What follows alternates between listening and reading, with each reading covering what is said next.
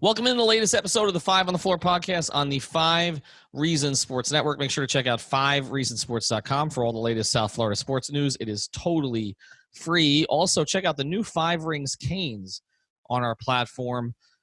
Josh Darrow still involved, but Alex Dono and Larry Bluestein taking a more prominent role there, and we'll be adding a bunch of contributors. So we're going to get 5 Rings Canes to the same level in terms of contributors and everything else that we are getting the Heat platform. Also, check out 3 Yards Per Carry. They've got a new trailer for their 3rd season. But we've got big news, and then you guys can turn off the podcast after this because I know a lot of you are just tuning in for this.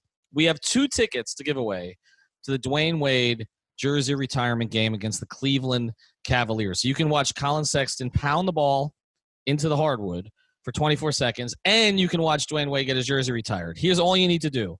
Follow Lamas Dental on Instagram. That's Lamas Dental on Instagram, and tag 3 friends on their post. So go to the Instagram post, and you just have to tag 3 friends. So obviously bringing people to the Instagram account.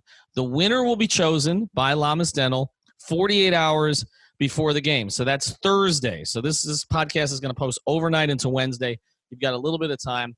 The more friends that are tagged, the more entries into the giveaway. And, of course, the game is Saturday night, February 22nd at 8 p.m. And now, today's episode. Welcome to 5 on the Floor, a Miami Heat and NBA podcast from Ethan Skolnick with Alphonse Sidney, a.k.a. Alf954. Brought to you by the 5 Reasons Sports Network.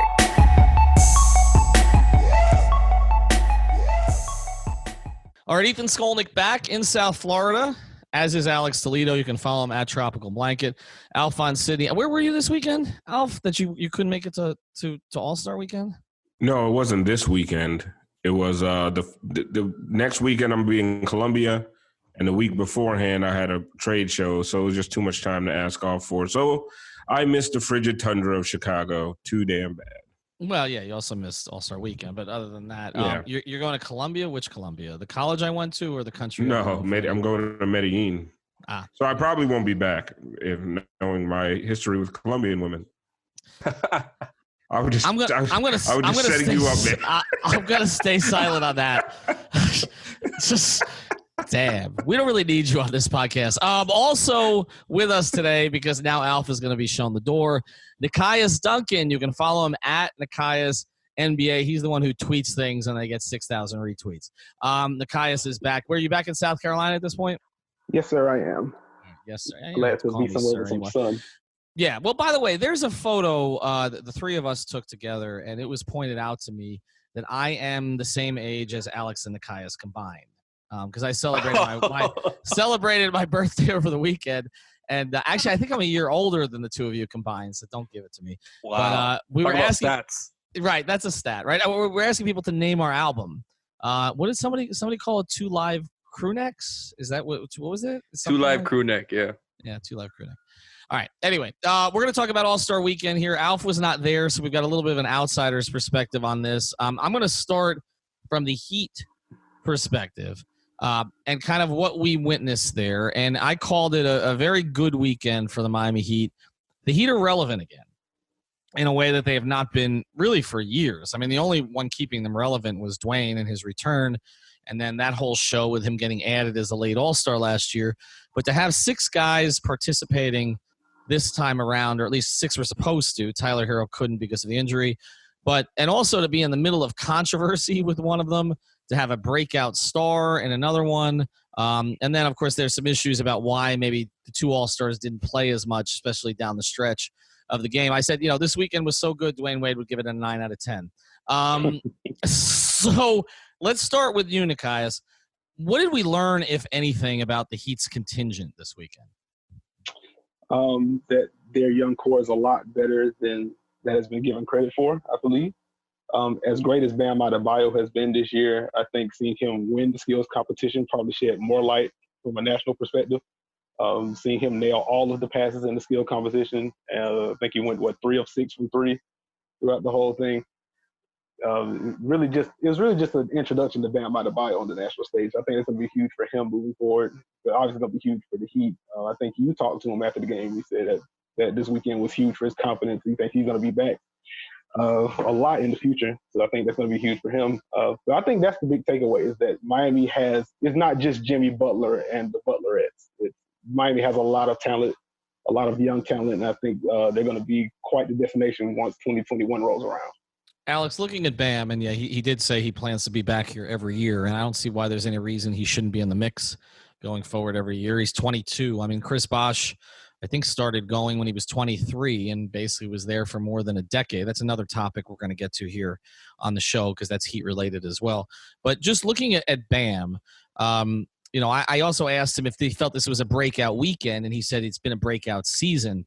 And I don't mean that the skills competition was the one thing that made him relevant, but I agree with Nekias that it showed you, like, okay, we know he's gifted and he's versatile, but like to see him do it again, I mean, literally, he left Spencer Dinwiddie in the dust. I mean, that guy won the competition before, and like him and Sabonis, who've been compared in some ways as maybe competing for that All-Star spot, Sabonis couldn't catch up to him. I mean, he looks like a different athlete than some of these other guys. Have we not sort of given enough credit to what Bam is going to be? I mean, I don't really think so. I think us specifically have given him more than enough credit all year. But yeah, it goes to show what Nekias is talking about right now, that he's going to get the recognition going forward, right? This was just a start, like especially with the timing that we got with the Zach Lowe article, where there was even more of a spotlight on him to go along with the timing of All-Star Weekend, him winning the skills challenge, him participating in the All-Star game. I think it's just going to be one of many for him. I wouldn't be surprised if he gets into double digits for his career, because he's so polished, so ahead of his time, I think, as a 22-year-old, considering that he was always just a backup.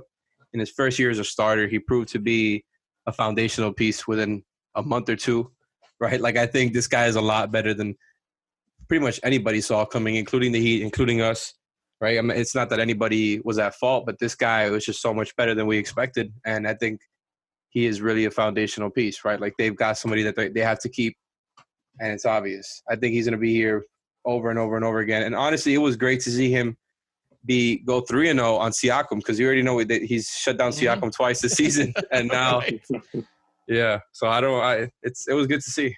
Isn't that would we say, Nekias, that's his closest comp at this point, Siakam? Yeah, I'd say so. Yeah. Yeah. And yeah, like like Alex said, he's outplayed him when they've gone head to head and then beat him in that competition. Alf, one of the things that kept coming up this weekend, and I'm going to get to some of Jimmy Butler's comments, including the Chicago comment, which I want to make sure we throw out the window here a little bit. But Jimmy and Bam keep playing this game where they talk about how the other is more important to the team's success. It's really cute. I mean, it's sort of like DJJ saying Bam's the most athletic guy on the team and the best dunker on the team. I mean, this is stuff that only really seems to happen with the Heat, whereas, Simmons and Embiid are throwing the ball at each other on the court. Who's right, I guess? Who's right? Who's more important to the Heat's success? Has it been Bam or has it been Jimmy? I mean, it's hard to say because Bam has missed no time, but Jimmy has missed time. And when Jimmy misses time, the Heat don't look as good, don't look nearly as good. So just off of that alone, you could say, all right, maybe Jimmy's the more important player to the Heat success. But the funny thing is, man, when you look at Bam, and it was Tim Legler just talking about his motor, which is one of the things I feel like we talked about at the beginning of the year. But as we've seen more skill out of him, we kind of forget the fact that he plays 38 minutes nonstop. Like he's just a constant ball of energy. That what he brings to the table when he's on the floor, I don't even know if what Jimmy does is as important, because he is so important to what they do defensively. And we've talked about how they need to be better defensively. Could you imagine if Bam wasn't on this team right now? Mm-hmm. Yeah. I mean, how bad would the defense be if it wasn't for Bam? Like, so when you talk about who's more important, I think it's and now this is going to sound stupid, especially because Nekias is on the episode and, he's all about math and numbers. But when you talk about the intangible stuff, I think Jimmy's the most important player on the team. I think he makes this team go. I think the entire team feeds off of his energy and feeds off of his personality, and they play the way they play because of Jimmy. But on the floor, basketball-wise, I think right now that Bam is their most important player because he brings the ball up on offense. They do a lot of the things that they do on offense through him, and he's their best defender right now. Yeah, and like I said, Jimmy said it again. It's NBA TV that Bam's the most important player on the team. I want to get to some of Jimmy's comments, and then after the break, we'll start to touch on the competitions, and particularly the Derrick Jones Jr. one. But I stood in front of Jimmy Butler. He arrived late to his own presser on Saturday, which was not unexpected. But he did sit there for about 18 minutes and answered questions. The Chicago writers, bless their souls, Casey Johnson and Joe Cali and all the others, we're kind of trying to press him about whether or not he enjoyed his experience in Chicago and whether or not he ever wanted to return. And Jimmy threw this out there. And the only reason this raises alarm bells for Heat fans is because, I was among those who downplayed LeBron. I was at a practice in Cleveland in, I think, 2012. And it was during Linsanity, I remember, because LeBron and Dwayne were getting asked all these questions about Jeremy Lin. And after they got asked them, they'd go and start laughing about it together as soon as the cameras left. Like, who the bleep is Jeremy Lin? While all this was going on for a month, and this was before the Heat basically ended Linsanity. But I remember all this at that practice because LeBron kind of left the door open to come back to Cleveland someday. And I remember I got out of there and I was walking through a CVS and I reached LeBron's guy and I said, "Is there anything to this?" And he said, "No." He said, "LeBron's just being polite." And I was like, okay. And of course we know now, looking back at it and some of the stuff that Windhorst and others have written, McMenamin, LeBron, that was a message to Dan Gilbert and to Cleveland ownership. I might be back here someday. Jimmy was pressed on this, and he kept saying, "I could see myself finishing my career in Chicago." Is this? I'll start with you on this, Alf. Is this anything that Heat fans should be concerned about? No, and there's a couple of reasons. First of all, I do think he was just being polite, and he was talking to Chicago press. I know he started his career there, but it's not like he's from there. It's not the LeBron Cleveland situation. And then second of all, by the time he goes back there, I mean, this is it's going to sound pretty messed up, but how old will he be by the time this contract is up? In Tibbs years or real years, right? Yeah, I mean, exactly. You first of all, in real years, and then you add the Tibb years to it. I mean, if he finishes his last couple of years in Chicago as a sixth man or something like that, who really cares? I think the Heat fan is going to get the best years out of Jimmy that you're going to see. And if he decides to go back to Chicago, which I think is laughable, I don't think that's going to happen. I think he's one of these guys who probably just wants to finish his career here, unless it's something like a Goran Dragic situation where after his contract is up, the Heat just can't afford to bring him back for some reason. I think he's going to finish his career in Miami, but if he doesn't, I don't think those years that he would play in Chicago are going to be consequential at all. Nekias, what does it say that since Jimmy left, and I know we can talk about how the Bulls were a 500 team when Jimmy is their best player, but what does it say that since Jimmy left Minnesota, they've been a train wreck? Since he left Chicago, is there something worse than a train wreck? I mean, they were chanting "Fire Gar Pax" like every time Zach LaVine met with the media this year, this weekend. And then, obviously you look at Philadelphia not living up to expectations and seem to miss him. Does that say something? Is that in your view, because I know you're studying it from the basketball perspective, is that Jimmy's personality and what's being missed there, or is that Jimmy the basketball player that's being missed there? And is he being – Joe Cali asked this question. He's a big supporter of his. He writes for Chicago Sun-Times. And basically said, "Do you feel you're underappreciated?" And Jimmy's response was, "Well, I'm appreciated in Miami." What do you make of that? That all of the teams Jimmy leaves are worse after? I think it speaks more to his on-court impact than any of the off-court stuff, just because of how much Jimmy drives on both ends of the floor. In Chicago, he was obviously a closer. In Minnesota, he was definitely the closer. In Miami, he's been a closer. And you look at Chicago and you look at Minnesota, neither one of those teams really has anyone that can slam the door. And then once you get into the intangible stuff, just how hard he plays, the kind of standard that he tries to set, even though, the way that he gets there obviously rubs some people the wrong way in Minnesota specifically. But I think just the kind of intensity that he brought and the kind of example he tried to set was something that's meant for a winning team. And it just didn't seem like either of those spots were really ready for that. Chicago tried to go more vet heavy in his last year when they brought in Dwayne Wade and Rajon Rondo, but the organizational structure there was just kind of a mess. It's a little bit of the same thing in Minnesota. At least when he was there, I actually like Minnesota's new management and ownership now. Yeah, but they're still a long ways off right now. So I think just what Jimmy brought on the floor, I think that's the biggest thing that they're missing. All right, let's close the Jimmy Bam stuff here, Alex, with this. The All-Star game, I know, is the first that you've attended in person, and we're going to talk about the format and DJJ after the break. But one of the things that was somewhat controversial is that Nick Nurse basically decided to play his two guys, Siakam and Lowry, endlessly at the end of that game. And even playing Lowry with Kemba Walker, which meant you had all these terrible matchups on the court because they were so damn small. And just the way the switching worked out, it didn't work out very well. They lost the game. And, I don't know that people were sort of calling for Bam to play, but there's sort of some question about why when Jimmy actually wanted to play this game, like he made it clear he was going to be competitive in this game. This isn't like the one he asked out of in LA. I feel like they would have been better off at the end of that game, even though Jimmy wasn't playing particularly well, with him instead of Lowry or Siakam or somebody at the end of that game. Do you think it would have made a difference? Are you surprised that Nick Nurse would not use him? Listen, I respect Nick Nurse a lot, right? He did a great job in his first year as a coach, winning the title, obviously with great talent, but pretty much out-coaching everybody along the way in the playoffs. He's done an absolutely fantastic job this year. I think they're a top 6 team on both ends statistically. And, yeah, Nick Nurse, fire him from the All-Star game because the roster that he had out there was a big one. And I think he didn't use it to his advantage. I think he rode Lowry and Kemba so hard. They didn't sit, I feel like, in the whole fourth period. And, Kemba wasn't that good. You know who else wasn't that good in that until he started getting those free throws? Joel Embiid. Yep. And another thing, Nurse, rookie move, man. Playing your guys, both of your most important players for so long, as now you got to go through a stretch run where you're trying to beat all the other teams for seeding. That's a rookie move, man.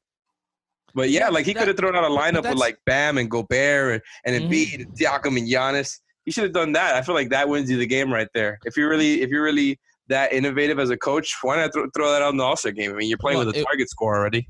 It would have at least prevented guys from getting the rim. But that's the weird part about it. Most coaches don't want to play their guys in the All-Star game, and he rode his two guys till the end. And, I know Lowry took, 16 charges, but even so, it just didn't make a whole lot of sense to me. All right, we're going to get to the DJJ controversy. We're going to get to Chris Bosh and a couple of other things here in terms of the format after the break. I want to tell you about one of the great sponsors of the 5 Reasons Sports Network. Servani Men's Custom Clothier wore some of the clothes up there in that group picture that I took with Nekias and Alex, where I'm the only one wearing professional clothes, but it's good. I got you both out of heat stuff. How frustrating is it to shop for dress clothes? You can never seem to find the right fit, color, or style. Maybe you feel like you'll never know what to wear or how to wear it. You've got a wedding or a special event coming up, or you just wear professional attire daily. That's why you got to go see Blanca over at Serrani Men's Custom Clothier in South Miami, her private showroom located right across from Sunset Place on Red Road, right above Shula's 357. Serrani has been designing fine custom-made clothing in South Miami for over 30 years. Your custom-made suits, pants, shirts, and shoes will fit you just the way you like. So schedule a private consultation with Blanca to start looking your best and get the benefit of a female's perspective on men's fashion. Give her a call at 305. That's 305-310-2085. That's 305-310-2085. Nothing fits like custom-tailored clothes, so stop buying off the rack. All right, let's get to DJJ and Dwayne. I feel like Dwayne Wade is in more places now than he was when he was playing. Was he Good Morning America this morning, Ellen last week? Obviously he's in the middle of one controversy, which I have a very strong opinion on. I don't know why anybody should tell Dwayne how to raise his child, but that's just my personal opinion. And then he's in the middle of another controversy because people somehow think he rigged this for Derrick Jones Jr. Nekias, who won the dunk contest? I think Derrick Jones Jr. won the dunk contest. Just the Taco Fall dunk, the controversy over the Taco Fall dunk it was a little much for me. I understand the thought of dunking over a 7'5" man is absurd, and Aaron Gordon mostly pulled that off, but also he clipped him. Mm-hmm. So I don't think you can get a 50 for clipping the guy that you're trying to jump over. And if you're trying to clear a big man, get a big man that you can clear. But that you shouldn't get sympathy points, I don't think, especially once you're that late in the contest, you're already in overtime, basically. So, Derrick Jones Jr. edged him out with that windmill basically from the free throw line. And I think that should just kind of be it. It isn't that the thing. Derrick, I know people said he redid the same dunk 3 times or very similar dunks, but he had dunks prepared for that. But Aaron Gordon didn't prepare the Taco Fall dunk. He just looked for the tallest guy he could jump over. Like, there was no prep there. There was no nothing. There was no planning. It was just Taco Fall is tall. Kind of a theory. Yes. So the other guy who was in charge of Taco Fall being selected here was Shaq. Shaq played for both the Heat and the Magic. Oh, maybe maybe he likes the Heat a little bit more than the Magic. No, but Alf is back on, and Nekias agrees with your take about Taco Fall being clipped. I know you were attacking everybody on Twitter over that. He wasn't clipped. He was sexually assaulted, right? Saw him the next day, though. He was fine, though. He's still tall. His head's not chopped off. He's still 7'5". But yes, I'm surprised because what happened to him is illegal in most states. So, and as much as we talk about Derrick Jones Jr. like doing variations of the same dunk, Aaron Gordon quite literally did a Derrick Jones Jr. dunk. Right after. No, it hasn't got enough attention. I think part of this is, and again, I don't want to pick on Magic fans, but let's pick on Magic fans. Since the year 2010, the Heat have made the playoffs 15 times. Or, excuse me, the Heat have won 15 playoff series. The Magic have won none. I feel like Magic fans, like, this is their championship. And yeah. I don't feel like – look, the Magic organization is known for losing Shaq. When people think of the Heat, they don't even think of Shaq because they have 2 players that are more consequential in their history. I feel like this is an inferiority complex for Magic fans. Like, let's throw it in reverse, okay? We know that Heat fans, and I'll go to Alf on this first because you are, I guess, still the president of Heat Twitter. You're like Trump. Nobody's ever going to get you out of the office. So you're been impeached already. And nobody wants me there either, which is... No one wants you there. It's the same as Trump. But, like, you're just going to be there forever. It's not... we named you. You're king, okay, whatever. You're running North Korea. But basically, when I look at this, I'll ask you this question. If it was reversed, okay, if Derrick Jones Jr. got screwed, which is what I thought was going to happen at the end, would Heat fans be reacting the way that Magic fans are acting? No, we wouldn't be saying – the Miami PD wouldn't be saying they're investigating a theft. Like, it wouldn't be that big of a deal. We'd just be like, Derrick Jones Jr. is the better dunker. He'll probably win it next year.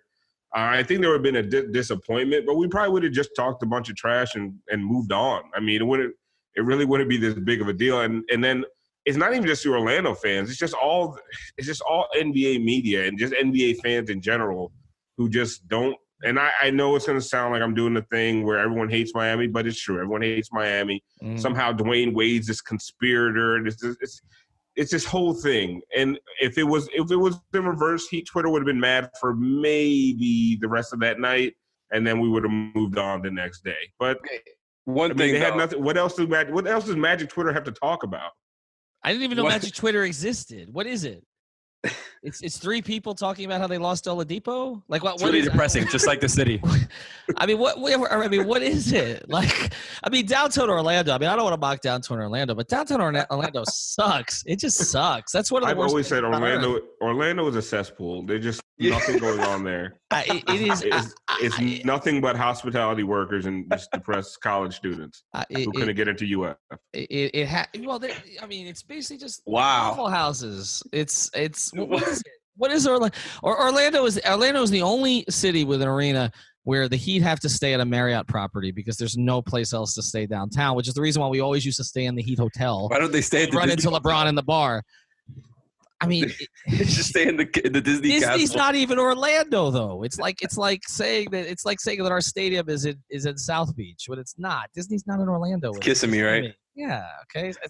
Anyway. The point is, is there an Orlando? Like, people were saying who I should pick on next. They're like, pick on Hawks Twitter. Like, does Hawks Twitter exist? Is that a thing? No, Hawks Twitter doesn't exist. Hawks fans don't exist. Right. Did I ever tell you I got season tickets for the Hawks for $210 for the whole season?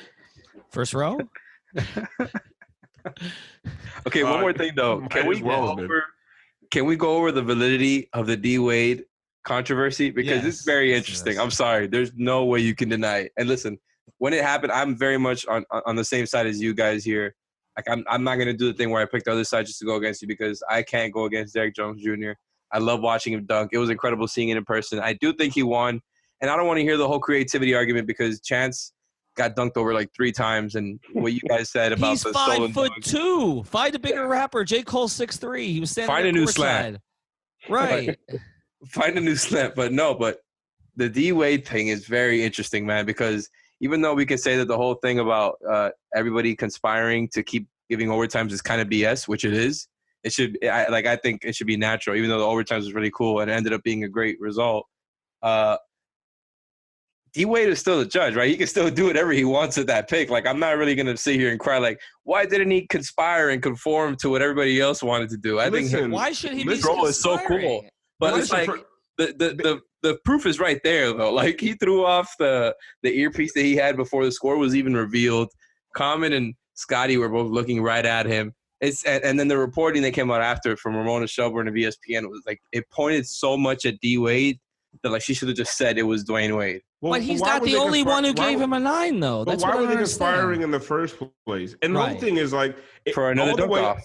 All the way up to that Taco Fall dunk, it was neck and neck. Like, let's not act like Aaron Gordon's performance was trash. It was. No, but that's what was reported. Ramona Shelburne was. Yeah, I know what you're saying, but up until that Taco Fall dunk, I don't care what they conspired beforehand. After what he did to the back of Taco Fall's neck, like, you can't give him a 10. It didn't even deserve a 9. He vaulted off with Taco Fall held the ball. He vaulted off the ball and still was all over the back of the guy's neck. He was giving him a piggyback ride. It was ridiculous. I just want to understand, why don't they do this? Why don't maybe one of you guys suggested this and I'm stealing it, but this is the easiest way. Just judge the dunks against each other in the extra rounds. That's all. Who had the better dunk? They both dunk, and then the 5 judges you hold up a decide who had name. the better dunk. You hold up a name. Right, instead of because the problem is they ruin the scoring by giving everything 50s early on. Right. So now everything is skewed for the rest of the contest. Well, they gave the Dwight Howard dunk a 49, didn't they? That was not a 49. Because it was a sentimental Kobe thing, so I understood. I mean, I get it. The thing was his first dunk was actually very underrated, but they knew he wasn't going to win, so they could give him a 49 and. Out of respect for Kobe. The whole judging is so stupid. And pick somebody beside Chadwick Boseman, somebody who actually wants to be there. Because Chadwick had absolutely no interest in the dunk contest. People have Wakanda forever. That man, instant depression. But he just doesn't want to be out in public at this point. He's beating it out of him, man. Oh, my God. All right, we got 2 more things to get to. We got to get to them quick here because this thing's going to run out on us. Real quick, 20 seconds or less, each of you. Did you like the new format, Nekias, for the All-Star game? Yes, I did. Got to do something with the free throws at the end. I cannot remember who. I think it was Coop, actually. It was Coop. Cooper had a great idea. Great idea. Yeah, basically, if you're tied late in the game, you're taking free throws. Once you make the free throws, instead of them being added to your score, it deducts from your opponent's score. Mm-hmm. I like that idea just so you have to end the game on a bucket. But other than that, the format's great. You guys like it? I like it, and I like it even more because everyone complained about it beforehand. Because that's what we do on Twitter. We just complain about things without giving them a chance. It's like the draft or anything else. A draft, trade, new rules for a stupid All-Star game. Twitter gets apoplectic about the dumbest things, and then it happens. Oh, wow, it was great. So, yeah, basically that was a Jay Crowder of events. I like how Twitter has warped us so much that we root for everybody being upset that their original overreactions were wrong. Like Tyler Hero? Yeah, I'll call a few of you guys out on that. Whoa, we're right here. I see. Very cool. I know. All right, last one here. Chris Bosh. Wingspan, right? I want to hit on this before we go. Chris Bosh. The more I look at this, the more I understand it. I know Chris is upset by it, not making the Hall of Fame finalist group on his first try. He's a Hall of Famer. I saw that he sort of responded to some tweets. I think Chris has taken it personally. I don't understand the Basketball Hall of Fame. They seem to change the rules every year. I don't know who votes. They keep it a big secret, unlike the NFL, the Football Hall of Fame, where you know who the voters are, and they reveal their votes later on at times. So I don't know what the hell this is. They got the international, they got the women's, it's all over the place. They apparently changed the rule that, how many international players, how many women could get in this year so that they could spotlight the top of the class. And then they only took three players who are three of the greatest players of all time. Okay. Kobe, Garnett, and Duncan. So I understand Bosh is not at that level. Did you guys, Alex, you were particularly pissed about this at first. Heated. Have you calmed down about this? I'm still fuming at the ears. My face is still red. I'm still fuming at the ears, but I think my face is still red because of the snow.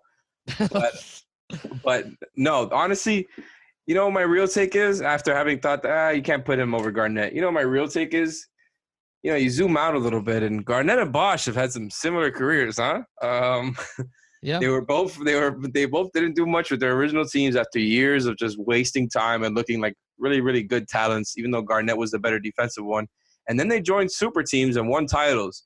So what I'm saying here is Ring should be the tiebreaker. Bosh should be in over KG. That's my take. Oh, come on. That's my take. I'm going to Nekias on this. Nekias, are you fuming at this, that Chris Bosh wasn't a finalist on his first try? No, I'm not fuming, just because of the guys that went in ahead of him. Chris is going to get in. And honestly, just the ballot thing is just kind of weird. I really don't know what the rules are on what the limits are, how many people can get in. So that kind of needs to be made more clear and needs to be more transparent. I want more transparency in voting, period. Right. So we need to get that together. But no, I'm fine. Chris is going to get in. He obviously deserves to get in. What was the stat? I think he's like the only 11-time All-Star that isn't in the Hall of Fame right now. It's not going to be a big deal for long. It just kind of stinks that he's not getting honored soon enough, I guess. But it's all going to work out. I think the best thing for him is that he's going to have more of the stage to himself next year. I know Ben Wallace is still out there. There's a couple players that are still out there, but Chris Webber. Chris Webber should Hardaway. Timmy. I think Timmy's screwed. Timmy's done everything he can to repair that. That's terrible. And he's given up on it. I've never seen an athlete do more to try to repair a mistake, and still nobody cares. It's amazing. Alf, I will leave this final thought for you, and then we're going to do a total separate Heat pod, and this got to be quick. Overall impressions this Heat weekend was? I thought it was a coming out party mostly for Bam, and just showing the entire league how much young talent that the Heat have.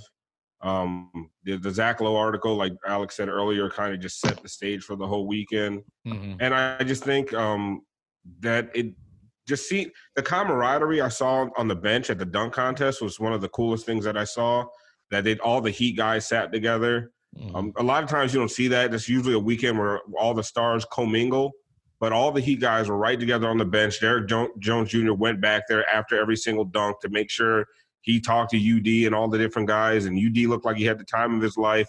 I really felt like they needed this. Like, they really, really needed this break. Jimmy's talked about it a little bit, like he's going to spend the next 2 days not doing shit, and I believe him. But then I feel like they're really setting themselves up for the stretch run. It was a good weekend, and it was a good break for the guys. All right, check out obviously our contests. If you got to replay it, go back to the beginning of the podcast, because you've got very limited time on that one. Also, check out Seltzer Mayberg Law Firm, onecalllegal.com. Spell it out, O-N-E, calllegal.com. That's where you can have all of your legal needs handled: slip and fall, personal injury, traffic tickets, immigration, sports law. They handle everything based there, right there in North Miami. But they handle cases from all over the state. So if you got any issue, as soon as this podcast is over, onecalllegal.com. Talk to you soon. Thank you for listening to the 5 on the Floor on the 5 Reasons Sports Network.